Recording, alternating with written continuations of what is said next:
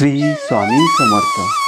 मित्रांनो, श्री गुरुचरित्रामुळे मनुष्याला जीवनामध्ये अनेक असे अद्भुत फायदे मिळतात.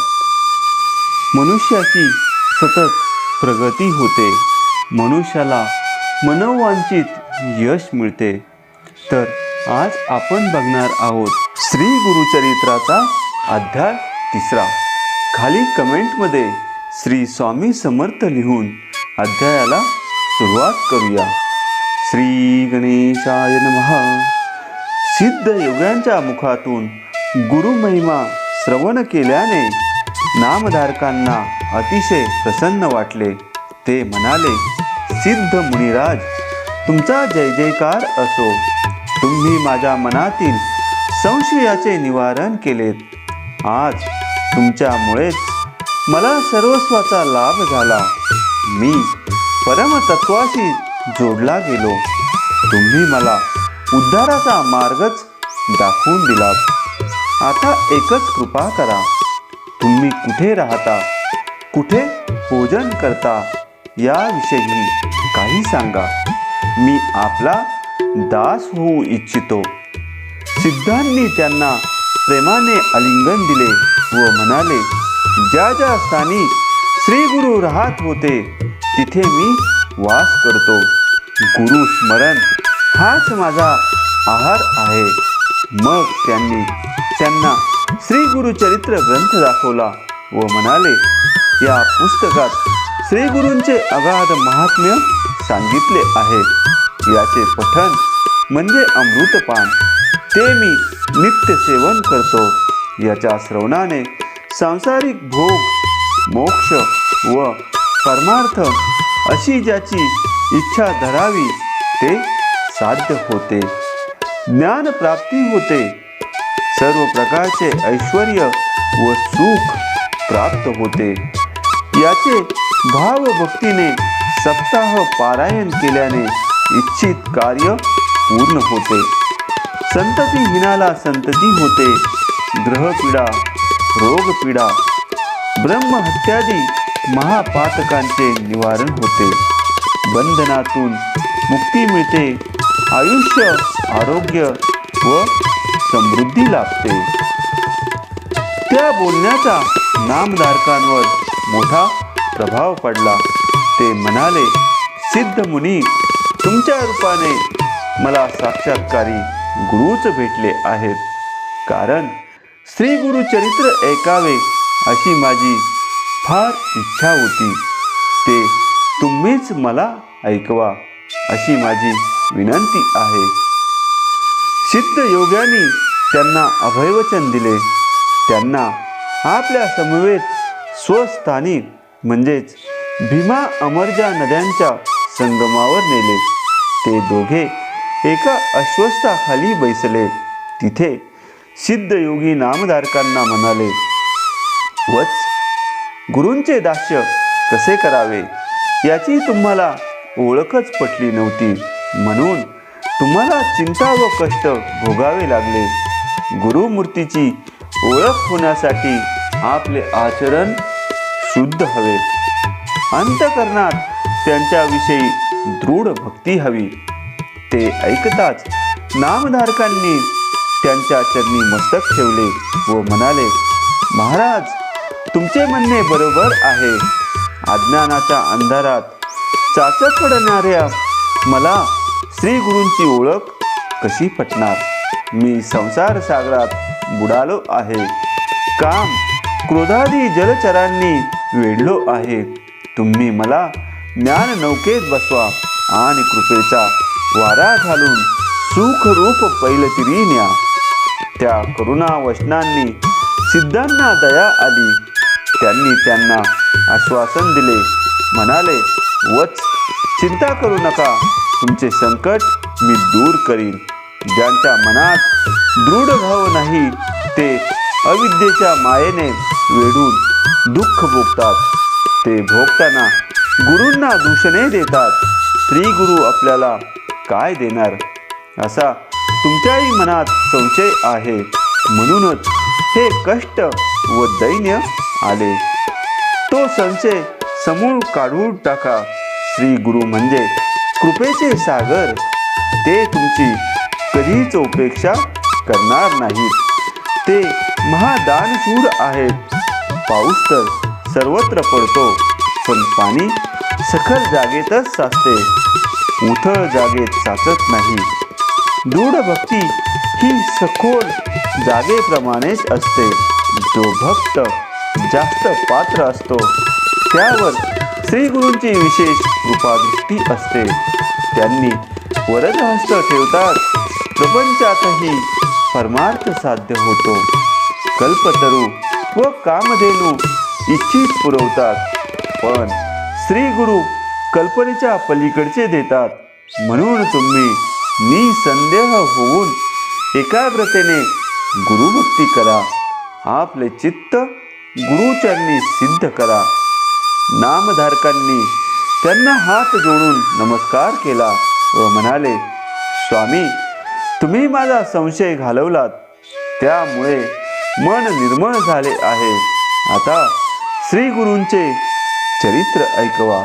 सिद्ध योगी म्हणाले, नामधारक, तुम्ही आजपर्यंत जी काही गुरुसेवा केली आहे ती आज फळास आली आहे. कारण मी पृथ्वीवर सर्वत्र संचार करत असलो तरी मला गुरुचरित्र ऐकवा असे अद्यापि कोणीही म्हणालेले नाही. तुम्हाला मात्र ती सद्बुद्धी झाली, म्हणून तुम्ही खरोखरच श्रद्धावंत आहात, जिज्ञासू आहात. ज्याला इहपर कल्याणाची इच्छा आहे त्यालाच ही चरित्र कथा गोड लागते. या ग्रंथाच्या श्रवणाने तुम्हाला चारही पुरुषार्थ साध्य होतील असा माझा आशीर्वाद आहे. कलियुगात तीनही देव मनुष्य रूपाने अवतार घेऊन आले, तेच गुरु होत. भूमीवर उतरवून भक्तांचा उद्धार करण्यासाठी ते सर्वत्र संचार करतात. आदी वस्तू म्हणजेच ब्रह्म प्रपंचामध्ये तीन गुणांना अनुसरून त्यांच्या तीन मूर्त्या झाल्या.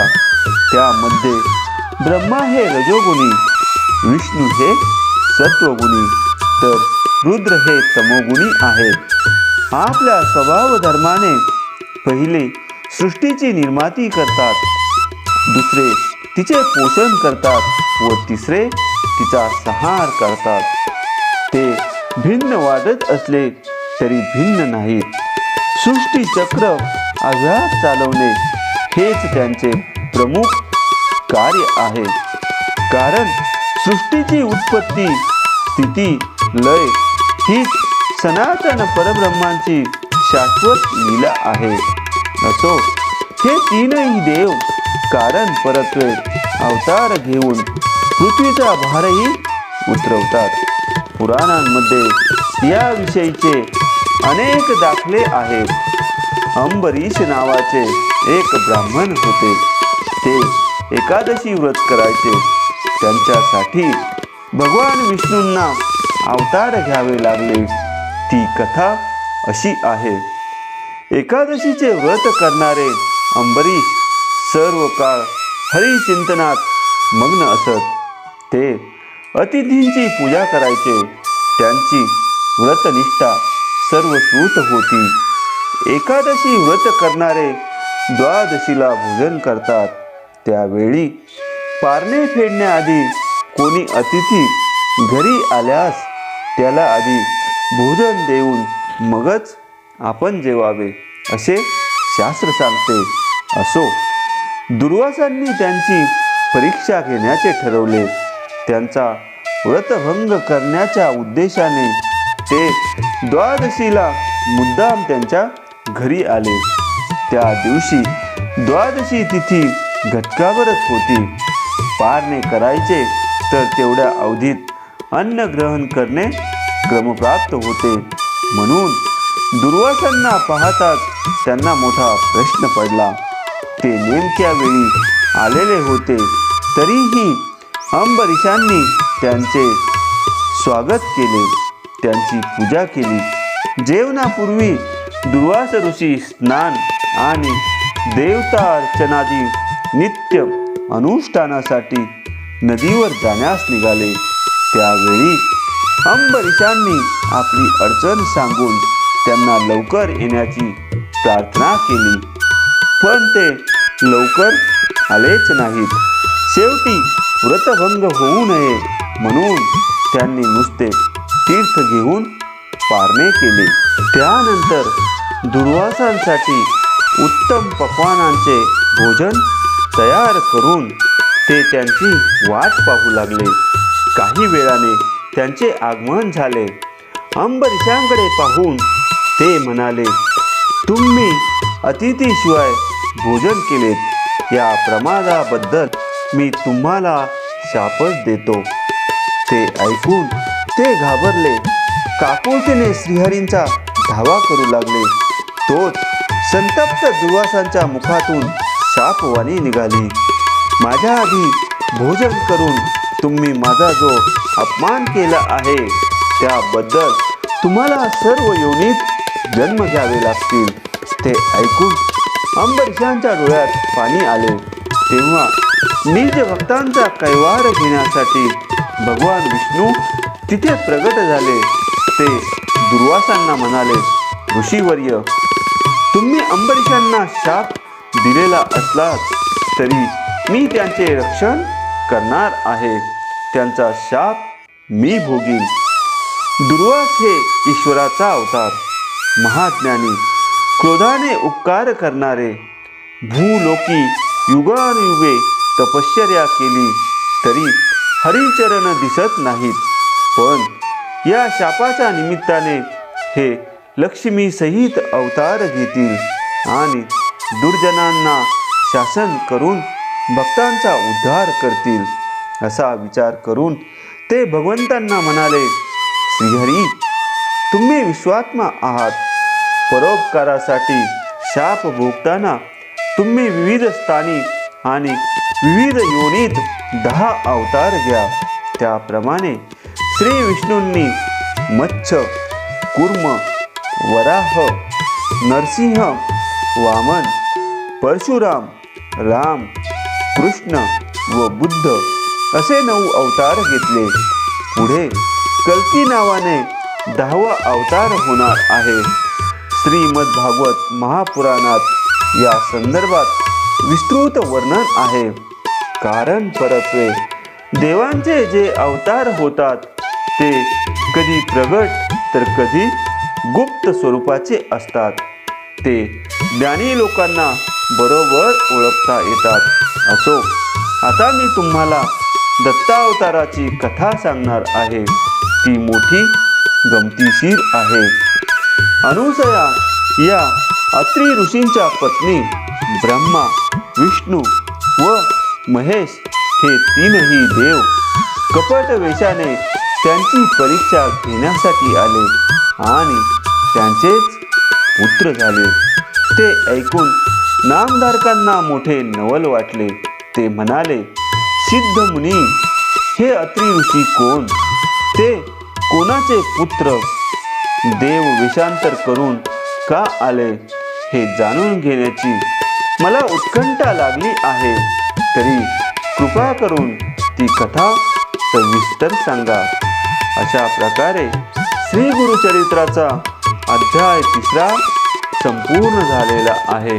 मित्रांनो, जर हा अध्याय आपल्याला आवडला असेल तर चॅनलला सबस्क्राईब करून खाली कमेंटमध्ये पुन्हा एकदा श्री स्वामी समर्थ असे लिहा. तुमच्या सर्व मनोकामना स्वामी पूर्ण करतील. श्री स्वामी समर्थ.